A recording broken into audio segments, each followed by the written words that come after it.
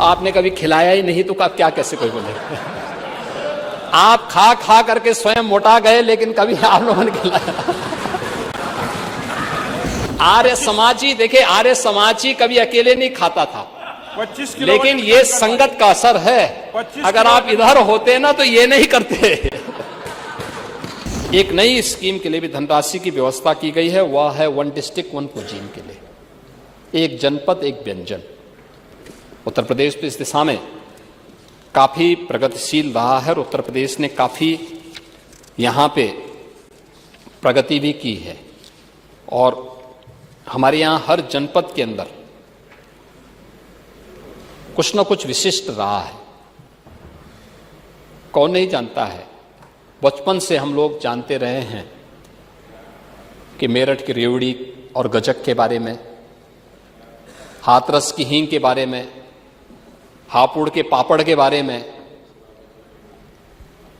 इलाहाबाद के अमरूद के बारे में, बलिया के हलवा के बारे में, यानी ये सभी चीज, जौनपुर की इमरती, हाँ आपने कभी खिलाया ही नहीं तो क्या कैसे कोई बोले। आप खा खा करके स्वयं मोटा गए, लेकिन कभी आप लोगों ने खिलाया। संकल्प ले लिया है आपने, कहा था आर्य समाजी, देखिए आर्य समाजी कभी अकेले नहीं खाता था, 25 किलो, लेकिन ये संगत का असर है। अगर आप इधर होते ना तो ये नहीं करते।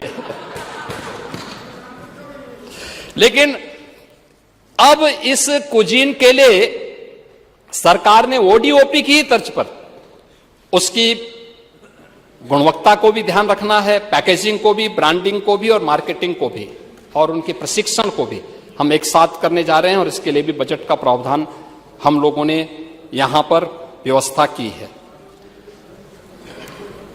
मैंने इसके बारे में पहले ही बताया है, महिला उद्यमिता सशक्तिकरण के लिए भी हम लोगों ने यहाँ पे काफी, उसमें पहले से हम लोगों ने इसके बारे में बात की है। महोदय, ये अर्बनाइजेशन के बारे में भी हम पहले से, मैं यहाँ पे चर्चा कर रहा था, नई टाउनशिप स्थापित करने के लिए।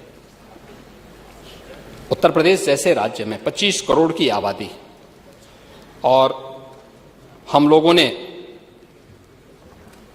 बजट में इसके लिए व्यवस्था की है कि अगले 5 वर्ष में 100 नई टाउनशिप विकसित करने का हमारा लक्ष्य है। 100 नई टाउनशिप प्रदेश के अलग अलग जनपदों में इसको स्थापित करेंगे। हम लोगों ने अभी हाल ही में 114 टाउनशिप के प्रस्ताव स्वीकृत भी किए हैं, जिनमें तेजी के साथ गरीबों के लिए भी और हर तबके के लिए आवास के निर्माण हो रहे हैं, और उसके लिए जगह जगह लैंड बैंक बनाने की कार्रवाई भी तेजी के साथ आगे बढ़ी है।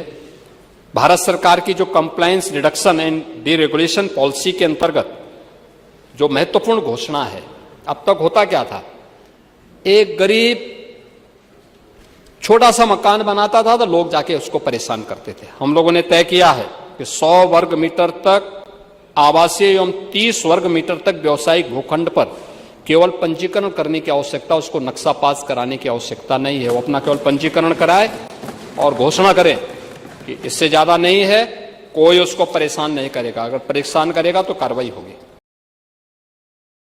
राजनीति हो या क्रिकेट, देश विदेश की ब्रेकिंग हो या आपके मोहल्ले की बड़ी खबर, सब मिलेगा एक ही ऐप में, सबसे तेज और भरोसेमंद। अभी डाउनलोड करें दैनिक भास्कर डिजिटल।